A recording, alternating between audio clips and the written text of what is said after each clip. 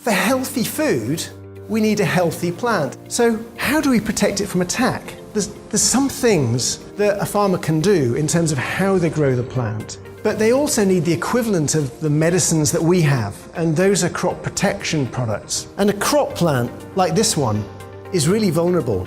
It can't run away. If it is attacked, there's nothing much it can do. If it catches a disease, it can't cure itself. With crop protection products, at the kernel of them, there's the active ingredient. The active ingredient is normally a molecule or maybe more than one molecule that is precisely designed to kill a pest or a weed or a disease or solve a problem. It may actually solve a stress that the plant is under.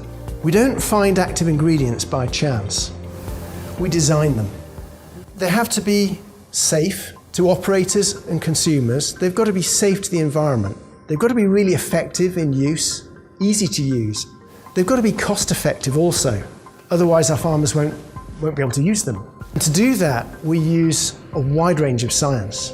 We design these by firstly using genomics to understand how the genes work and what are the critical points that we might be able to target a pest or a weed or a disease. We use physiology and biochemistry to understand what's going on inside the crop plant and inside the pests and diseases that are attacking it. We use biokinetics, which help us to understand how the active ingredients will move through the plant. Will they move into the root? Will they move into the leaves? How do we keep them out of a fruit, for example? We can use these to design the molecules, and our chemists are really clever at designing using that science to really precisely target the molecule, the active ingredient, exactly where we need it to do its job.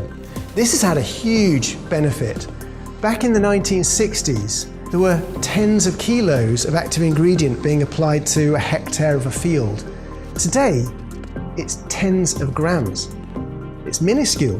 Because of this precision, over the last 30 years, we've lost 30% of active ingredients globally because they no longer work effectively or they no longer meet societal expectations.